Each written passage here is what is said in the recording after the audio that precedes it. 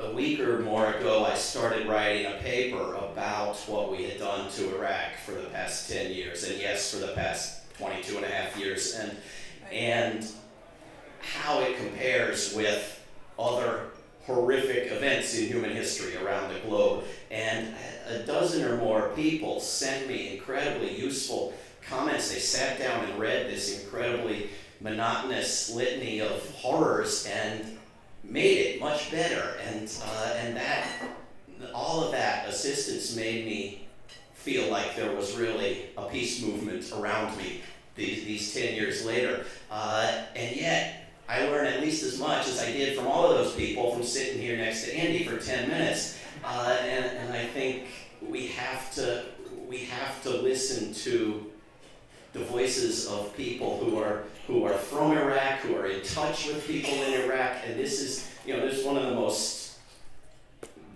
damning things about the conversation that went on in our so-called communication system 10 years ago. It was all from over here. And it was mostly the people who wanted the war and thought it was going to be great and needed and absolutely glorious and terrific for the world, but a last resort, and that war was going to be helpful. And so I also want to thank my wife Anna and my mother and father, who are in the first table right here, for more things that I can list.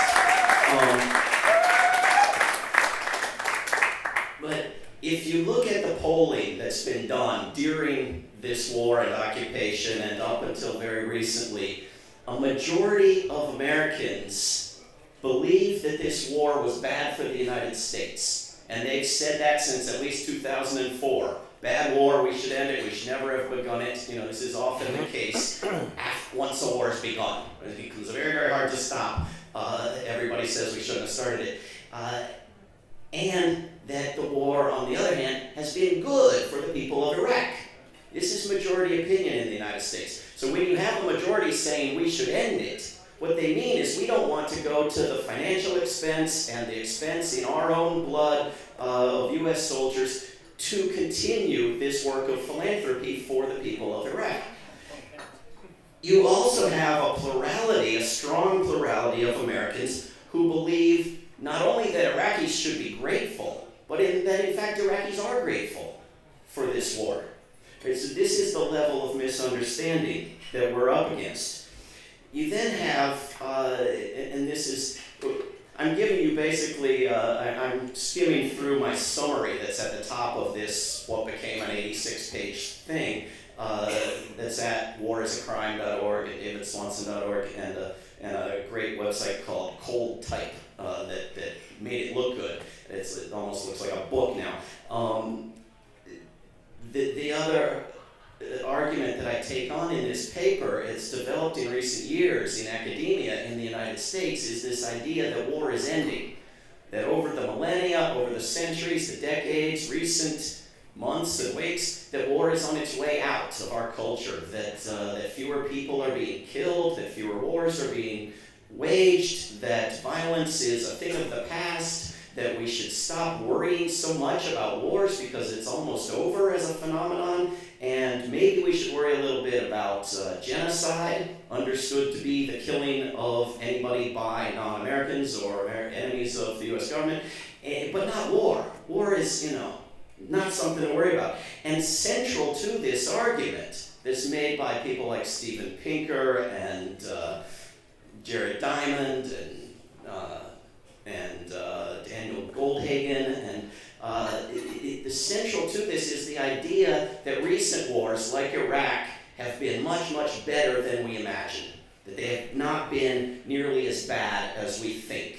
And this is done by fudging the numbers, by pretending that the deaths and the injuries and the refugees have been much smaller than suggested by the most scientific counting, and by ignoring deaths that happen later, deaths that happen after the fact, deaths that are caused indirectly, and by depicting the war as having ended in fact when George W. Bush said it ended on that aircraft carrier off San Diego, and treating everything after that as a civil war, which is of course completely different thing to not worry about in its own way, but it's not a war.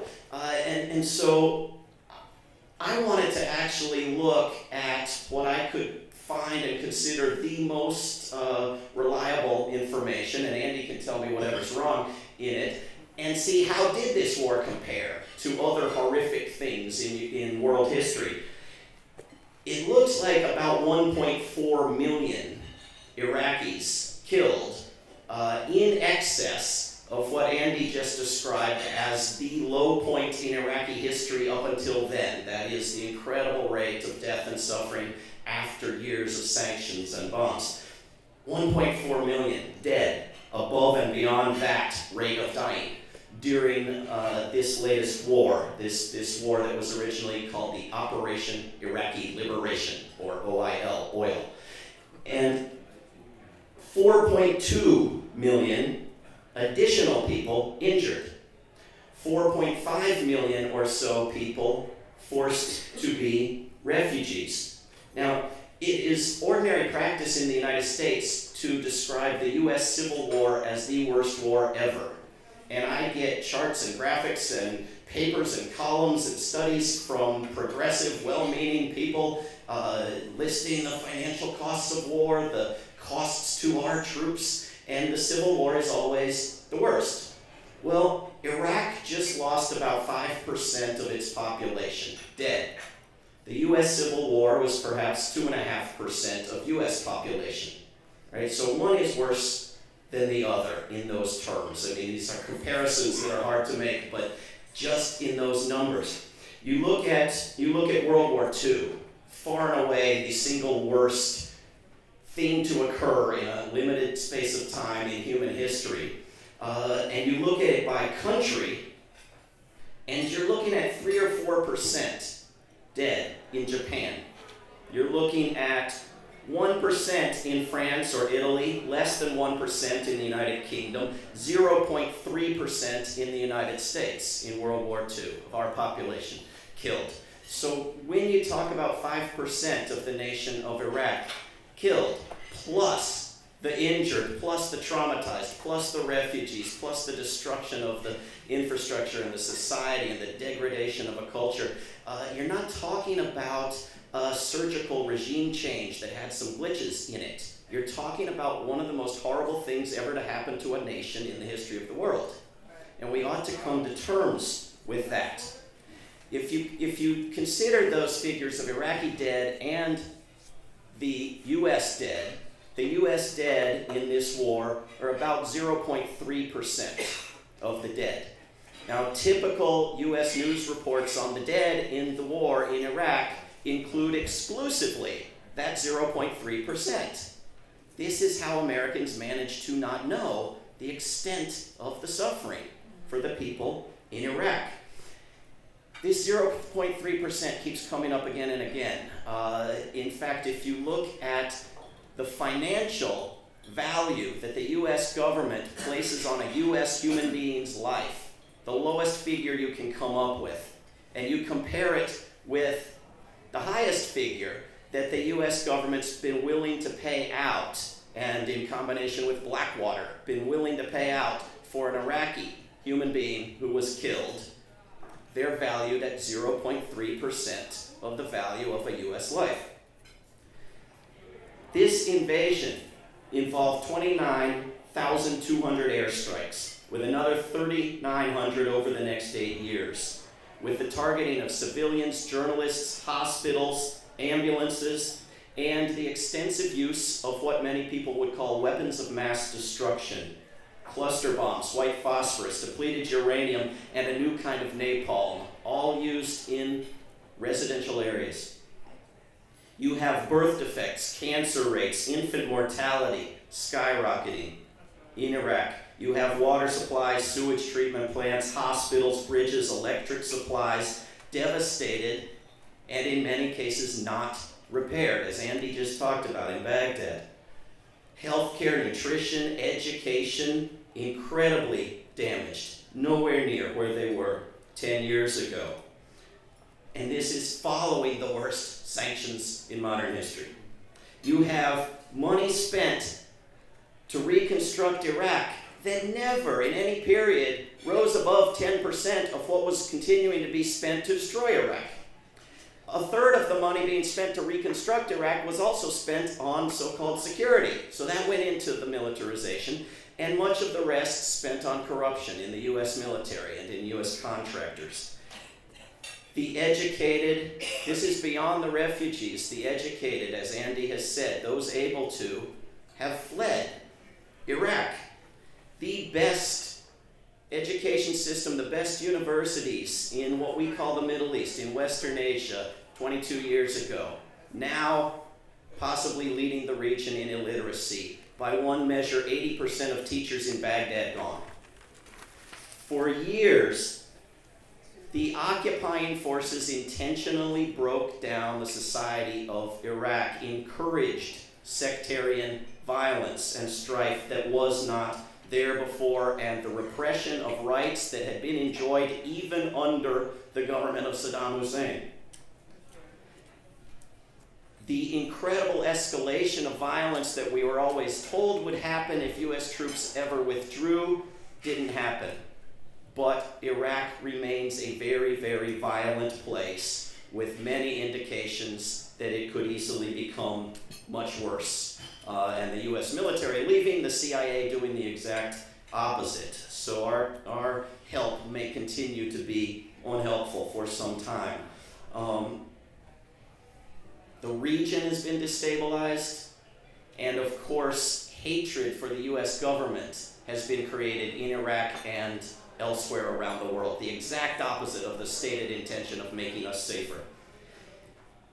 The financial cost, if you look at the book that was written some years back called The $3 Trillion War by Joseph Stiglitz and Linda Bilmes, and their estimation was based on the idea that the war was going to end a lot more quickly than it did.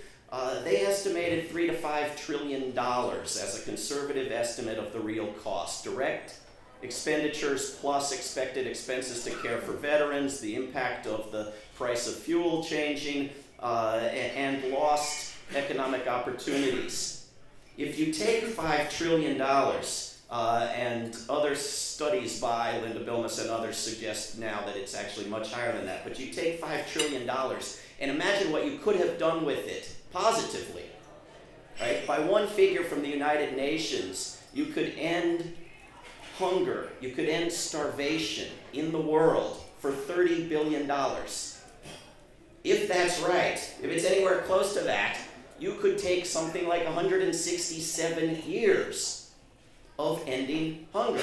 You could save tens of millions of lives. You could save millions and millions of lives every year for 167 years with the same money that we took to kill 1.4 million people and destroy a nation. So the lives lost, this lost opportunity is not just an economic issue, it's a moral issue. What we could have done with that money, the fact that we could have taken that money and created sustainable energy systems, invested it in fighting an actual danger, it's staggering.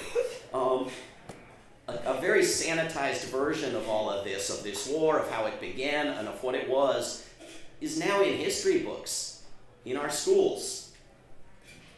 It is not too late for us to get the truth out about this war, and for us to start a conversation about reparations, which would be the very first thought in our heads if anyone had done anything like this to our country, and which we and the United Nations compelled Iraq to make to Kuwait. Reparations is a normal idea when somebody does something like this to someone else, and we're not talking about it. And I think if we're going to work for the actual historical reduction in violence and war, we can only do so if we have an accurate understanding of what we're up against. If we understand that so-called civilization is not always a force for peace, that the military-industrial complex of what Dr. King called the greatest purveyor of violence in the world is a force in the exact opposite direction of what professors like Steven Pinker are telling us is going on.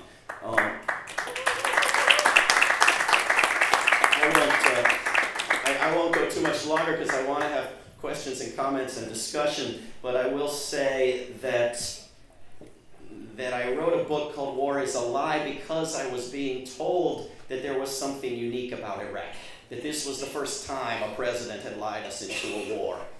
And I knew that wasn't entirely right. I didn't know how wrong it was until I looked at many, many past wars, US and otherwise, and couldn't find a single one that didn't involve very similar lies. Often more competently told lies. But when you're dealing with a crowd of incompetents, why should you imagine that lying is the one thing that they do less competently than others? I think it's important for us to move beyond the 57% or so of Americans who know that, who tell pollsters that they know that Bush intentionally deceived the American people to get this war going. We need to get to the point where we can sort of preemptively take on the war lies before the next war starts. We understand that every war is based on lies. And I think the most damaging lies are the ones told after a war. I think that without the lies about World War II, we couldn't have had Korea or Vietnam. Without the lies about those, we couldn't have had the more recent wars. When President Obama escalated in Afghanistan, he's told a story about a successful escalation in Iraq that was a bunch of lies. The Pentagon right now is investing $65 million in something called the Vietnam Commemoration Project. This is an effort to make the Vietnam War into a noble cause. The Operation Iraqi Liberation, oil, is being beautified as we speak. These are the most damaging lies because they allow future wars. When we talk about what we did 10 years ago and what we've done since, we often talk about having failed. And I think that's at best a partial picture. I think that the single biggest day of protest in world history made the war in Iraq illegal, made many nations turn against it, made the consciousness of what was going on radically different than it otherwise would have been, scaled back, in fact, the war and other possible wars, and that, in fact, there have been several moments in the past several years where concerted efforts to get a new war going in Iran based on very similar lies have been stopped, and there's never an announcement. Today, public understanding and enlightenment and pressure prevented a war on Iran. They never are going to announce that to us. And so we have to continue pushing back against every new effort to get the next war going, understanding that we've been succeeding thus far, and that in every memoir from peace activists of the past, it turns out not only that their best friend worked for the FBI, but that they had a whole bunch more influence on the government than the government let on. This is the most powerful, insidious, skillfully told lie ever by our government. The lie that says we don't pay any attention to you. And that makes people go and sit home and do nothing to be paid attention to, and it shouldn't. There is a large majority of US senators right now who have put their names on a resolution that will effectively allow the nation of Israel to start a war for the United States with Iran. This goes beyond giving war powers to the president. This gives war powers to another country. So we have to start hammering back on this. The idea that we should ask whether a nation has weapons or not, and based on that decide whether to start a war is the wrong question. Never mind, they're giving the wrong answer. We have to stop accepting these questions. The idea that you can surgically strike Iran, that you won't kill 10 to 70,000 people immediately, that it won't escalate, that Iran won't hit US troops, that this won't blow up, that you can begin a war and control it, that you can begin the current momentum toward war and control it, is something we need to put an end to. The idea, as Andy mentioned, that sanctions are anything other than war and a step to different forms of war needs to be ended immediately.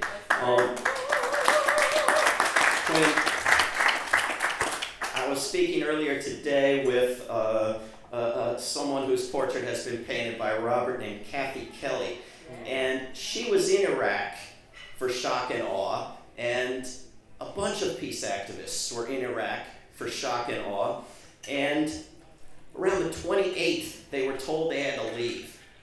And a bunch of them got in taxis and cars and headed at breakneck speed with explosions everywhere for Jordan. And a car with a cab driver and 3 American peace activists and a Korean activist had a bad crash and was flipped over on the side of the road about an hour short of making it out of the country. And a truck came the other way with some Iraqis, and they didn't pass by. They did what we're told the Good Samaritan did. And we should maybe sometimes in this country think of Muslims as Samaritans, as of course some of them are. And they went and pulled these Americans, including one who was critically injured, out of this car and took them to the nearby town of Rutba, where a couple of days earlier, U.S. bombs had destroyed the hospital. So they couldn't take them to the hospital. So they took them to a makeshift clinic where Iraqi doctors and nurses saved their lives, including the life of this one man who was almost certainly going to die, and told them that they did so because they were human beings. That they didn't care if they were Iraqi, if they were American, if they were Muslim, if they were Christian, that they were human beings. And I think we need to start thinking in those terms. I think we need to start thinking about what we can do, not for our country, for God's sake, but for Iraqis and for Iranians and for Russians and for Chinese and for the people on the streets of this city, and not so much about what we can do for ourselves. And I think we need a movement that resembles the movement that we had in this country between the 2 world wars that I've written about in a book called When the World Outlawed War, and that resembles what I began to say about Veterans for Peace when I started talking. I think we need a movement not for better wars, but for no war. I think we need a movement not for drone wars, but for no war. And it's the outrageous notion that it's better to have a drone war in Yemen than to have a ground war when we didn't have a ground war needs to be rejected as the lunacy that it is. The ease of these new weapons is creating new wars and new enemies and new possibilities for ground wars. We need a movement not for no Republican wars, but for no wars. And this was not a Republican war. And when we go back, and when you and Michael Moore, and if, I don't know if this is the event with Oliver Stone and Peter Kucinich, but when you guys go back and read the pundits, unlike most of the web posts along those lines that I've seen in recent days, put the Democrats in there too. because this was a bipartisan effort. I think we need a movement like what Leah and I and many others had in mind when we started Camp Democracy on the National Mall and said we wanted to occupy this city before that was something people said. And I think the Occupy movement is one of the best ideas that's come along in recent decades. And people will say, yeah, well, you had Camp Democracy and you didn't shut down the government and end the war machine and close the military spending.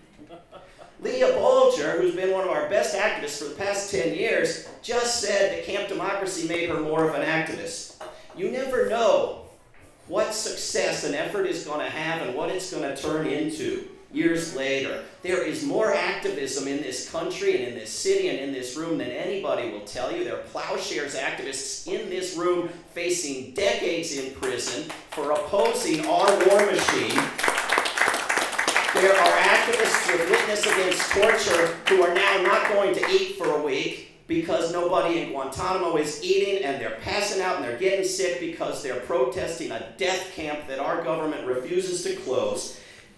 There is far more activism than you know. It is far more successful, and there needs to be 10 times that much, and that needs to be the story of the next 10 years. Thanks for being here.